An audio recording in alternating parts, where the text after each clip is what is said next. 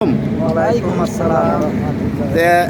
আমরা দেশবাসীর কাছে একটা আবেদন নিয়ে দাঁড়াইছি যে এয়ারপোর্টের ভিতরে অতিরিক্ত মশা, তো এই মশা দূর করার জন্য সরকার কি কাজ করবে কি না, এটা আপনাদের চাওয়া পাওয়া কি? আমরা চাওয়া পাওয়া বলতে আমরা তো এখন দাঁড়াই থাকতে পারতেছি না। এই জায়গায় এয়ারপোর্টের অবস্থা এত খারাপ, তো যাক, আমাদের সরকার নতুন আসছে, নতুন সরকার অবশ্যই কিছু উদ্যোগ নিবে আমি আশা করি, কারণ আমরা এখানে দাঁড়াই থাকতে পারতেছি না। দাঁড়াই থাকতে পারতেছেন না? স্যার কি অনুভূতি কি? আমার কাছে লাগতেছে বাবা, কি বলবো, এয়ারপোর্টের ভিতরে এত মশা যে মশার যে বাপ, তাতে সমুদ্র যদি গেলে 1 মিনিট দাঁড়া থাকা যায়, তো মশা সমূহ তো আমাদের উঠে নিয়ে এ দেশে রাখবে না, অন্য দেশে পার করে দিবি।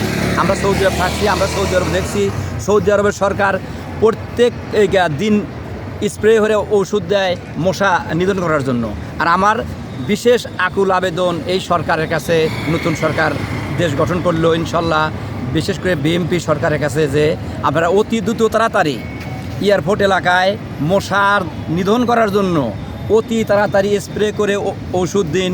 কেননা যে আমাদের প্রবাসী ভাই ও বোনেরা যত কষ্ট করে বাংলাদেশে আসে এবং বাংলাদেশ থেকে বিদেশ যায়, যা রিমিটেড না পাঠাইলে বাংলাদেশ দেশের শতভাগ আয় আসে বিদেশ থেকে, সেই বিদেশি লোকজন যেভাবে ক্ষতি হচ্ছে এবং মশার অত্যাচার এই এয়ারপোর্টের, আমার আকুল আবেদন বিশেষ করে অতি দ্রুত তাড়াতাড়ি যাতে এই এয়ারপোর্ট এলাকায় মশা নিধন করার জন্য ওষুধ ব্যবহার করা হয়, এইটি আমার রিকোয়েস্ট এবং অনুরোধ।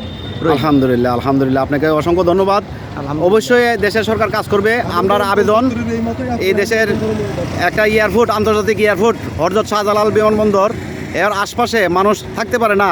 বিদায় বেলা যদি মানুষ এত কষ্ট করে মশার জন্যে, মশা একটা ভাইরাস, তো আমরা চাই মশা ওষুধ যাতে সারা বাংলাদেশে যাতে দেয় সরকারের কাছে আমরা এটাই চাওয়া। হ্যাঁ, এটাই চাওয়া। এটাই চাওয়া।